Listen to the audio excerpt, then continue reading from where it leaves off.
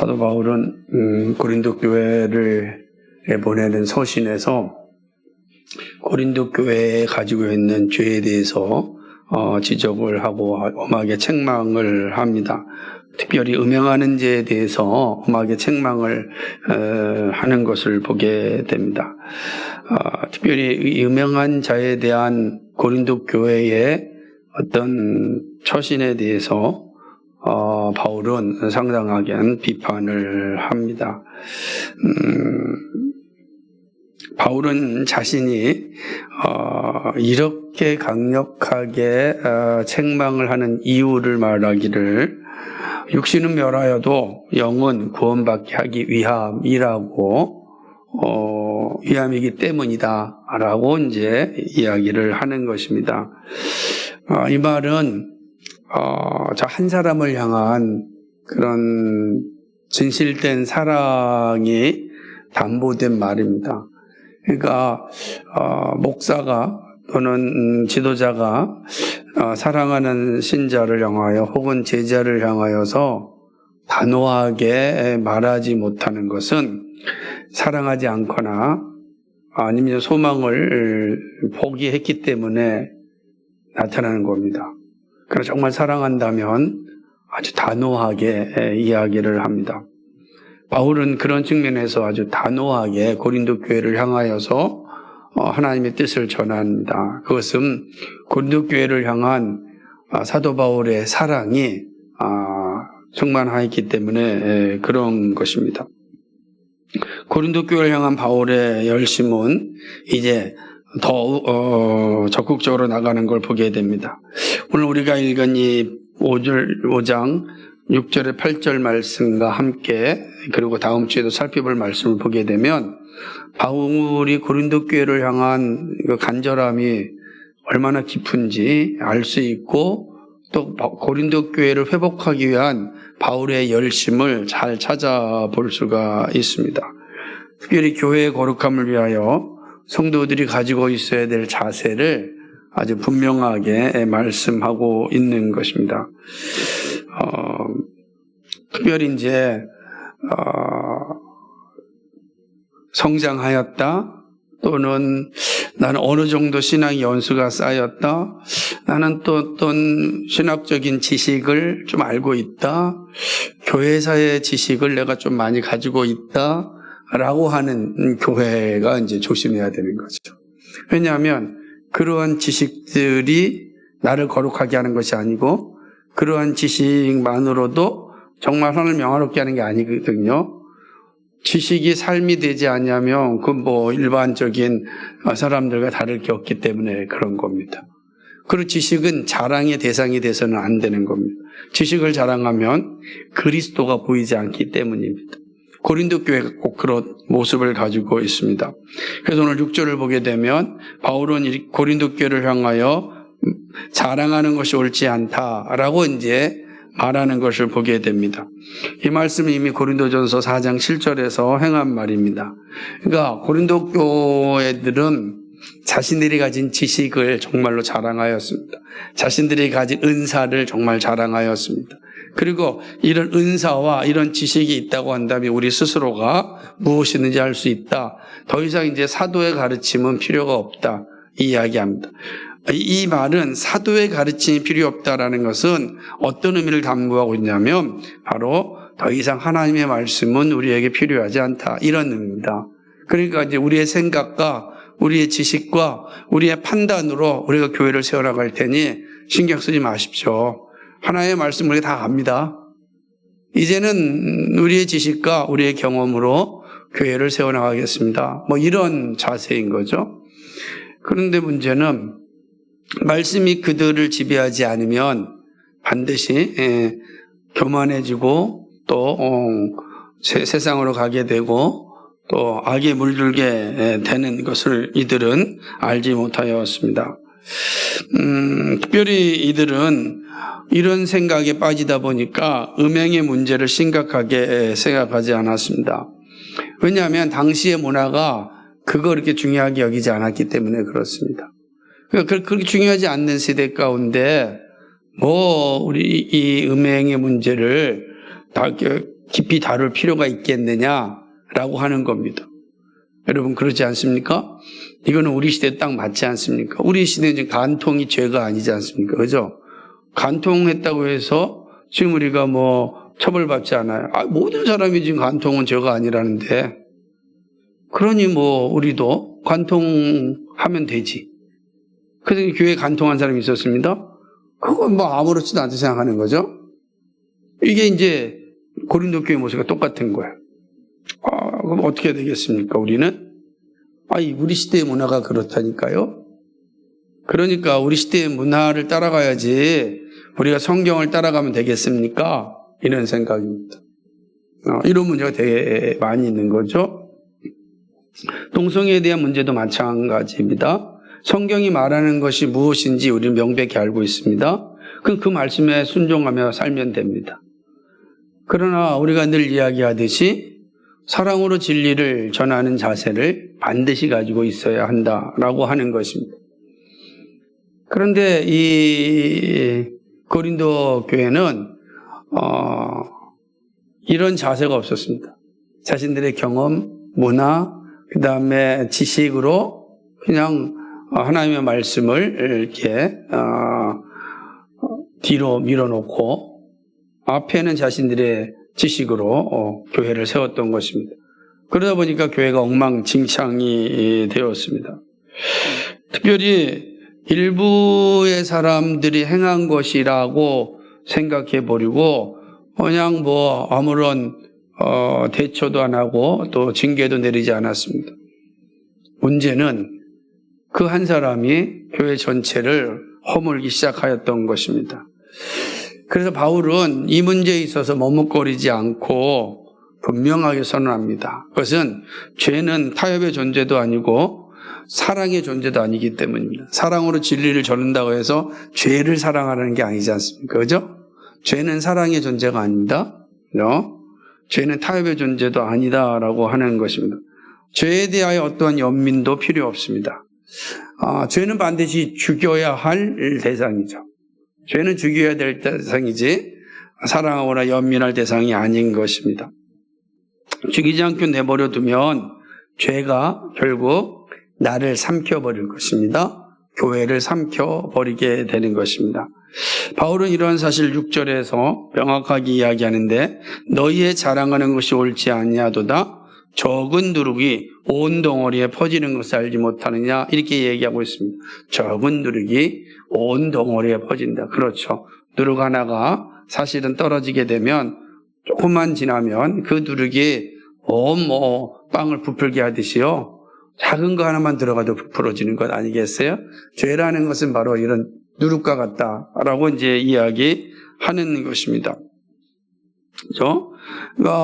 우리가 잘 알다시피 누룩은 큰 빵을 만들기 위하여 집어넣는 발효된 이거 반죽 덩어리 아닙니까? 그러니까 성경에서 누룩을 이렇게 비유로 쓸 때는 작지만 큰 영향력을 나타낸다라고 하는 거예요. 그러니까 죄는 작은 것 같지만 죄를 죽이지 아니하면 그 죄가 큰 영향력을 나타낸다. 이거를 지금 말씀하고자 하는 것입니다. 또한 바울은 고린도 교회를 향하여도 같은 명령을 합니다. 묵은 누룩을 버리라 라고 이야기합니다. 교회를 향하여서 아주 분명히 얘기하죠. 묵은 누룩을 버리라 라고 이야기하는 것입니다. 우리가 있는 것처럼 이 묵은 누룩 어떤 의미를 가지고 있는 것이겠습니까? 우리는 누룩 안에 있는 존재가 아니고 우리는 누룩이 없는 새로운 존재예요. 그리스도에는 누룩이 없는 새로운 존재인데 여전히 묵은 누룩 가운데 있다고 한다면 이상하지 않습니까? 새로운 존재가 되었는데 여전히 옛것에 얽매여 있는 것처럼 한심한 일이 없습니다. 그래서 말하는 묵은 누룩은 개인적으로는 그리스도 안에서 거듭나기 전에 타락한 본성을 지닌 옛사람이라고 할 수 있습니다. 본성 상태를 얘기하는 거죠. 그러니까 우리 본성 상태의 삶을 얘기하는 겁니다. 그죠? 그리고 교회적으로는 영향을 미치는 모든 죄야. 이게 묵은 누룩이에요. 그러니까 개인적으로는 본성 상태의 모습이고 그리고 교회적으로는 교회를 허무는 이런 죄의 영향력을 의미하는 것입니다. 그러니까 우리가 만약에 새롭게 되었다라고 한다면 더 이상 이 묵은 누룩, 본성 상태에 머물러 있으면 안 되는 겁니다. 다시 말하면 우리가 은혜의 상태의 사람이 되었다고 한다면 본성 상태를 좋아해서는 안 된다는 거예요. 그러지 않겠어요? 은혜의 상태의 삶을 살아야 되는데 잠깐 본성 상태를 동경하고 그것과 적당하게 이렇게 살아가는 거, 그거는 은혜의 상태에 있는 구원받은 백성의 모습은 아니다라고 하는 것입니다. 그래서 새롭게 되었음에도 불구하고 옛것에 얽매이는 것처럼 그런 무지한 것은 없다라고 하는 것이죠. 옷을 만드는 우리 후진이는 잘 알겠지만 새 원단에다가 이게 원단을 붙여가지고 옷 만들진 않잖아요. 그죠? 그런 사람 아무도 없을 거예요. 마찬가지예요. 우리 마찬가지로 새 원단으로 옷을 입었으면 그걸 끝나야지. 마찬가지입니다. 그러니까 우리가 새로운 사람이 되었고 은혜의 상태가 되었는데 여전히 옛것에 머물러 있는 것처럼 무지한 게 없다라고 이야기하는 것입니다. 은혜로 구원받은 백성이 되었다면 이거 죄를 죽이는 일에 열심을 내야 된다. 이게 새로운 피조물의 모습입니다. 묵은 누룩을 버리지 않고는 새로운 삶을 살 수가 없는 것입니다. 그래서 바울은 7절에서 그리스도인을 향하여 말하기를 누룩 없는 자라고 이야기하는 것입니다. 다시 말하면 은혜의 상태가 된 사람, 다시 말하면 죄에서 자유자가 되었다라고 하는 거예요. 우리가 새로운 본성을 가졌다는 건 은혜의 상태가 되었다라는 것을 의미하는 것입니다. 근데 이러한 일이 우리에게 어떻게 이루어졌는가? 그 예수 그리스도의 희생으로 이루어졌다라고 바울이 이야기합니다. 그리스도께서 유월절 어린 양으로 희생 제물이 되셨습니다. 그러니까 그리스도의 희생으로 우리가 새로운 존재가 되었다라고 이야기하는 것입니다. 우리는 스스로 새로운 피조물이 될 수가 없습니다. 될 수가 없는 겁니다. 그래서 우리 잘 생각해 보세요.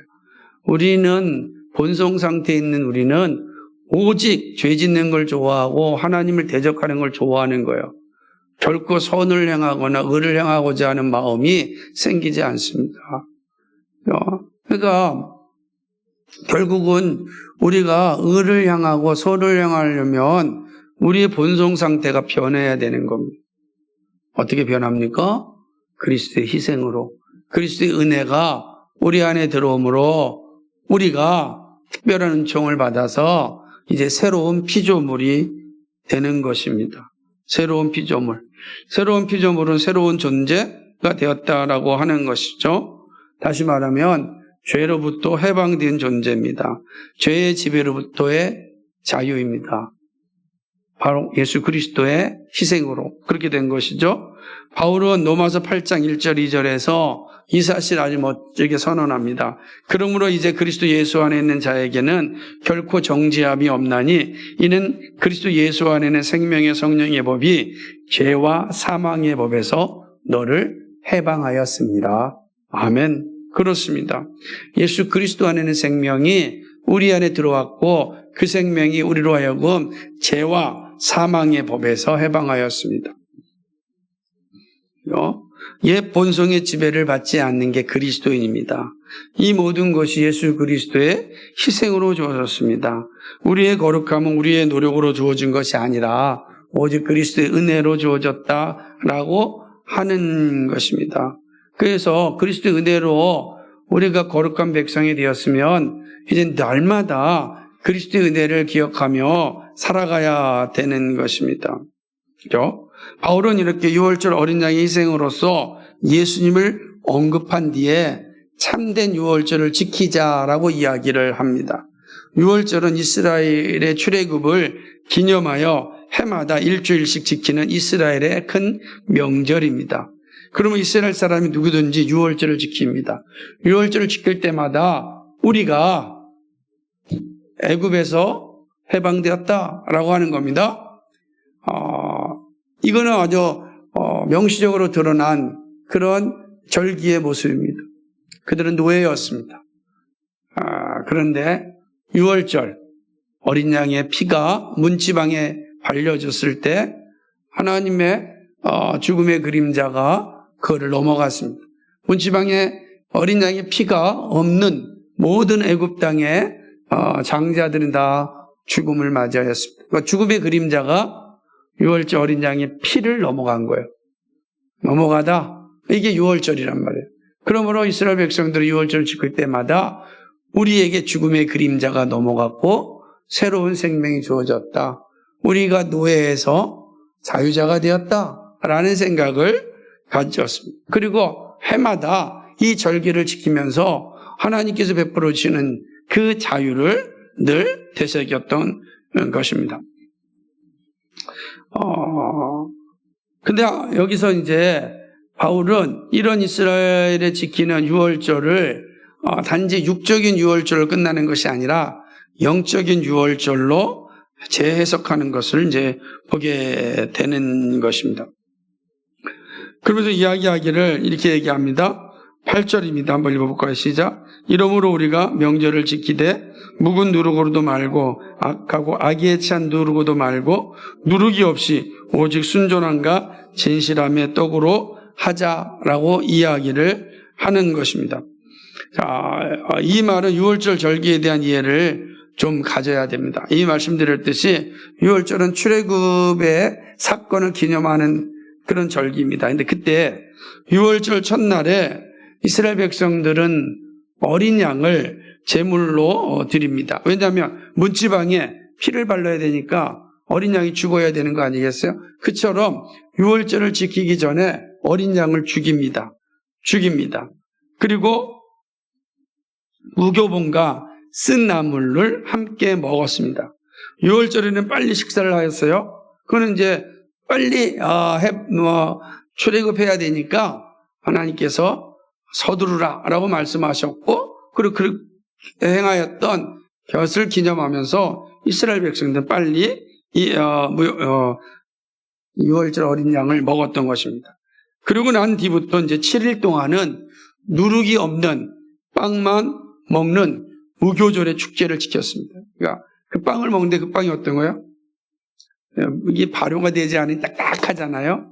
그거를 이제 6일, 7일 동안 먹게 되는 것입니다. 그러니까 이스라엘은 이 축제, 유월절 축제를 누룩 없는 빵으로 지냈던 것입니다. 그래서 무교절 축제는 구원의 기쁨을 누리는 날이지만 누룩 있는 빵은 없었습니다. 그러니까 누룩이 없는 빵을 먹음으로 우리가 구원받았다라는 것을 기념하고 그 축제를 즐겼던 것입니다. 바울은 구약시대의 절기인 유월절과 무교절을 비유로 하여 그리스도인의 삶에 대하여 지금 7절과 8절에서 이야기하고 있는 것입니다. 그러면서 이야기하기를 예수님은 유월절 어린 양이다 이렇게 선언합니다. 어린 양. 유월절 전에 어린 양이 실제로 잡아서 죽임을 당하였고 피가 문지방에 뿌려졌던 것을 생각하면서 바울은 뭐라고 얘기했는데 예수님이 우리의 유월절 어린 양이다 라고 이야기하는 것입니다. 근데 문제는 예수님은 매년 죽는 게 아니라 한 번 죽고 영원히 죽으신 겁니다. 한 번에 영원한 제물이 되신 겁니다. 그러나 해마다 또다시 예수님이 죽으셔야 될 이유가 없습니다. 다시 말하면 해마다 제사를 드려야 될 이유가 없는 거예요. 해마다 제사를 드린다는 것은 첫 번째 유월절 어린 양이 이 문제가 있으니까, 그죠? 문제가 있으니까 또 두 번째 어린 양이 죽는 거야. 그런데 예수님은 완벽한 제물이었습니다. 그러므로 그는 한 번의 제물이 되시면서 영원한 제물이 되신 것입니다. 그죠? 영원한 죽음 없이 된 거죠. 그러므로 이제 예수님이 죽으신 이후에 우리는 무교절의 축제를 가져야 됩니다. 그죠? 그러니까 이 사람들은 어린 양이 죽은 다음에 무교절의 축제를 지냈던 것처럼 그 유월절 어린 양은 영적으로 예수 그리스도고 예수 그리스도가 유월절 어린 양을 죽었는데 그 어린 양은 단번에 영원한 제물이 되었습니다. 그리고 우리는 그 단번에 영원한 제물이 되신 예수 그리스도 죽으심 이후에 우리는 무교절 축제를 즐깁니다. 그런데 언제까지 즐기는 거예요? 다음 어린 양이 죽을 때까지 구약 백성은 드렸다고 한다면 우리는 다음에 드릴 제물이 없어요. 왜? 한 번에 영원한 제물이 됐으니까. 그럼 우리는 예수님이 죽으신 이후에 우리 영원한 무교절 축제를 즐기게 되는 것입니다. 그러므로 우리는 이스라엘 백성들처럼 1년에 7일만 지킨 것이 아니라 우리는 영원한 유월절 양이신 예수님을 믿기에 1년에 한 번이 아니라 매일매일 지켜야 합니다. 그리고 예수님께서 십자가에 죽으신 이후에 우리 주님 오실 때까지 우리는 뭐예요? 무교절 축제를 즐기는 사람입니다. 우리가 그런 존재예요. 그래서 지금 우리는 어떤 절기를 지키고 있는 거예요? 무교절 축제를 즐기고 있는 거예요. 근데 우리가 지금 무교절 절기를 지키고 있다, 축제를 지키고 있다는 것을 매 주일마다, 이 부활의 날마다 다시 한번 인식하는 겁니다. 다시 어린 양을 제물로 드릴 필요가 없는 것이죠. 바울은 이 상징을 통하여 말하고자 하는 것이 분명합니다. 그것은 그리스도의 교회와 성도는 날마다 이 악독한 죄를, 그죠? 더 이상 가지고 있으면 안 되는 겁니다. 제거해야 됩니다. 그리고 순전함과 진실함으로 채워야 합니다. 죄를 죽이고 그리스도의 의로 채우는 일입니다. 왜? 우리는 이제 무교절 축제를 즐기는데 이미 우리는 거룩한 백성이 되었습니다. 그러니까 이 거룩한 백성이 된 우리는 무교병이 아니야, 누룩이 없는, 그죠? 그런 빵을 먹는 절기인데 누룩이 들어가 있는 이 빵을 우리가 먹으면 안 됩니다. 그럼 영적으로 얘기할 때 바울은 그 누룩을 뭐라고 얘기했냐면 악독한, 악의가 있는, 죄악된 그런 누룩, 그거 말고 우리 순전함과 진실함의 빵으로 하나님께 예배하자라고 하는 것입니다. 이것이 바로 본문이 주고자 하는 말씀인 겁니다. 그럼 오늘 우리는 하나님을 예배할 때 어떤 자세로 예배해야 되냐? 죄악되고 악독한 그런 악의에 찬 누룩 말고, 죄 말고 우리는 뭐죠? 오직 순전함과 진실함에, 그죠? 오직 순전함과 진실함으로 누룩 없는, 누룩이 없다는 건 죄가 없다는 거고 바로 진실함과 순전함을 의미하는 거예요. 우리는 하나님께 오직 진실함과 순전함으로 날마다 축제를 즐기라는 겁니다. 우리 주님 오실 때까지 날마다 축제를 즐기되 뭘 없애고요? 이 이 얘기하는 거, 묵은 누룩, 이 죄악들을 없애고 악에 찬 것들을 없애고 오직 우리는 순전함과 진실함의 떡으로 하나님께 나아가는 겁니다. 이게 우리가 할 일이죠.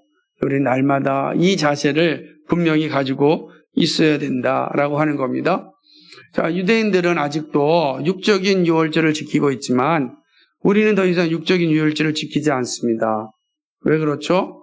예수님께서 모든 절기를 다 성취하셨기 때문에 그렇습니다. 한 번에 영원한 제물이 되셔서 더 이상 우리는 유월절을 지키지 않습니다. 다만 우리는 영적인 유월절을 지키는 사람입니다. 우리는 유월절 축제를 주님 오실 때까지 지키고 있습니다. 유월절 축제를 지키는 우리에게 있어서 가지고 있어야 될 영적인 자세는 매우 중요합니다. 그것이 오늘 또 본문이 우리에게 주는 교훈인데요. 첫째는 교회와 그리스도에는 죄에 대하여 어떠한 연민도 없이 죽여야 한다. 유월절 축제를 지키는 우리들에게 있어서 가지고 있어야 할 자세는 이 죄에 대해서 연민을 가지면 안 됩니다. 다 죽여야 된다라고 하는 것입니다. 그렇죠? 우린 누구도 죄에 대해서 자신해서는 안 되는 것입니다. 또 죄를 내가 죽일 수 있다고 자만해서도 안 되는 것입니다. 왜냐하면 죄가 가진 능력은 상상을 초월하기 때문에 그렇습니다. 그러므로 우리는 날마다 이 죄를 죽이는 일에 늘 힘을 써야 되는 것입니다. 그게 우리가 할 일이에요. 우리가 할.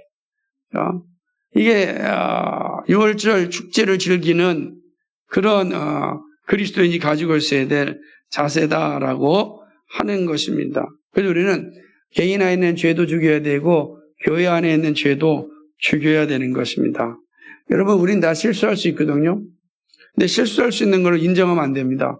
실수를 할지라도 죄를 죽여야 됩니다. 회개의 자리에 반드시 서야 한다라고 하는 것입니다. 죄는 작은 것은 괜찮고 큰 것만 문제라는 생각은 아예 버려야 합니다. 그죠? 우리가 잘 알듯이 바늘도둑이 소도둑되는 말도 있습니다.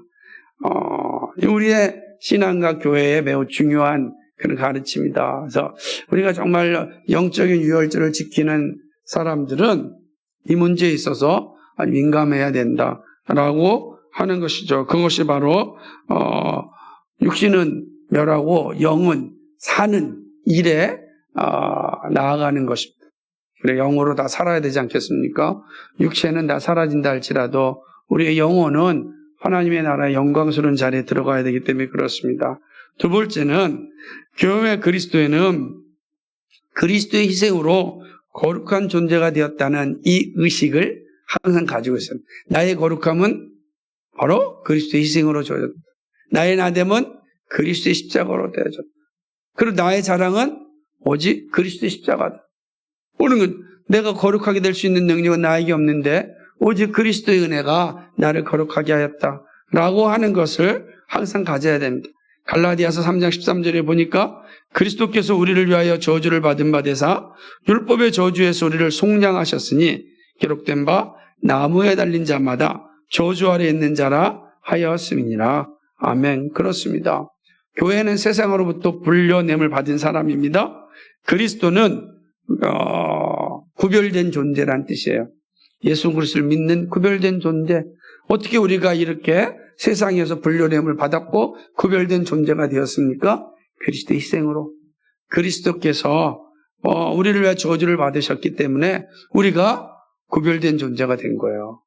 이거 항상 인식을 하고 있어야 된다라고 하는 것이죠. 그러니까 당연히 사도 바울은 고백하기를 나의 나된 거 하나님 은혜라. 이 고백이 절로 나오는 거예요. 내가 나를 볼 때는 정말 추하고 더럽거든요. 그런데 그런 내가 그리스도인이라 이름을 갖게 되었어요. 성도라 불림을 받게 되었어요. 도대체 어떻게? 그리스도의 십자가의 희생으로. 그러니까 우리가 항상 이 의식을 가지고 살아야 된다. 그리스도인은 그리스도의 희생으로 거룩한 존재가 되었다는 의식. 이게 중요하다는 거예요. 이 의식이. 그리스도인의 의식은 여기 있어야 됩니다. 근데 이게 우리가 늘 자주 또 망각할 때가 많습니다. 이 사실 깊이 인식해야 된다라고 하는 거 오늘 바울의 말씀을 통해서 기억해야 될 것입니다. 그리고 세 번째로는 교회와 그리스도에는 날마다 죄와 싸우고 거룩한 삶을 위하여 말씀에 순종해야 되는 것입니다. 이게 되게 중요한 원리가 있어요. 참 생각해 봅시다. 예수 그리스도의 희생으로 구원받은 우리는 매일매일이 축제의 날입니다. 그죠? 그렇기 때문에 이 날에 이 축제를 깨는 그런 어떤 방해꾼이 들어와서 안 됩니다. 근데 그 방해꾼이 뭡니까? 죄라는 거예요. 매일매일 축제를 누리는데 죄가 들어와서 우리의 축제를 방해해요. 그래서 우리가 이 축제를 잘 누리지 못하는 겁니다. 그럼 이 축제를 계속 누리려면 어떻게 되겠습니까? 죄를 죽여야 되는 겁니다. 죽이면 우리가 하나님이 주신 축제를 누릴 수가 있어요. 우리가 살면서 정말 그리스도와 함께 누리는 축제를 못 누리는 이유가 방해꾼 때문에 그런 것입니다. 그죠? 이 방해꾼은 없애야 됩니다. 또 하나는 내가 축제를 즐길 때 중요한 자세가 있는데 그것은 축제를 주신 하나님을 기억하는 일입니다. 그죠? 다시 말하면 우리는 축제를 즐기되 하나님의 법대로 즐겨야 합니다. 법대로 즐겨야 되는 거예요. 하나님의 법대로. 그러니까 우리 마음대로 즐기는 것이 아니라 하나님의 법대로 우리는 이 축제를 즐겨야 되는 것입니다. 이 말은 우리의 삶이 온전히 하나님의 법에 순종해야 한다는 의미입니다. 성경은 순종이 제사보다 낫다 그러지 않았습니까? 매우 중요한 거죠. 근데 순종은 다른 것에서 얻어지는 것이 아니라 말씀에서 주어집니다. 그러므로 말씀을 믿고 신뢰하면 순종의 삶을 살 수가 있습니다. 말씀에 순종할 때 악독한 누룩이 범접하지 못합니다. 그리고 순결한 신앙을 지킬 수 있습니다. 거룩한 교회와 성도의 모습에서 가장 분명하게 나타나는 것은 이 죄와 싸우는 일입니다. 죄를 죽이는 일입니다. 죄에서 도망치는 일입니다. 그래서 죄를 멀리하려고 노력하는 일입니다. 그런데 이 일은 우리의 힘으로 되지 않아요. 철저하게 성령의 힘으로 성령의 도우심이 있어야 됩니다. 성령의 인도하심이 없이는 죄를 죽일 수가 없어요. 그런데 성령은 진리의 영입니다. 성령님은 또 다른 보혜사입니다. 즉 예수님으로부터 나오시는 영입니다. 그래서 예수님 나오시는 영이 우리에게 말씀을 생각나게 하고 말씀을 지킬 수 있는 힘을 주셔야 됩니다. 그렇죠? 그래야 우리가 살 수 있는 것입니다. 그러니까 성령이 우리 안에 역사해야 돼요. 역사해야만 우리가 사실은 죄와 싸울 수가 있는 겁니다. 그래서 요한복음 16장 13절 14절에서 예수님이 이렇게 말씀하셨습니다. 그러나 진리의 성령이 오시면 그가 너희를 모든 진리 가운데로 인도하시리니 그가 스스로 말하지 않고 오직 들은 것을 말하며 장래의 일을 너희에게 알리시리라. 그가 내 영광을 나타내리니 내 것을 가지고 너희에게 알리시겠음이니라. 아멘. 이렇게 이야기합니다. 그러니까 진리의 영이 오면 그리스도를 드러내신다는 거예요. 그 놀라운 사실은 보면 진리의 영이신 성령님은 오직 그리스도의 말씀을 통하여 일하신다는 것을 증거하는 말씀인 것입니다. 진리의 성령이 오시면 그가 너희를 모든 진리 가운데로 인도하신다 그랬어요. 그런데 모든 진리, 예수님이 누구십니까? 나는 길이요 진리요 생명이라 그랬어요. 그러니까 그리스도께로 인도해 주신다는 거예요. 그리스도의 성령이 오시면 보혜사니까 그리스도께로 인도해 준다는 거예요. 그리스도께로 인도해 줄 때 우리가 죄와 싸울 수 있다라고 하는 것입니다. 되게 중요한 것입니다. 그러므로 말씀을 우리가 가까이 하면 성령의 인도함을 받습니다. 왜냐하면 성령님은 반드시 말씀을 통하여 일하시기 때문에 그런 것입니다. 그러니까 우리가 이제 정리하자면 이런 거예요.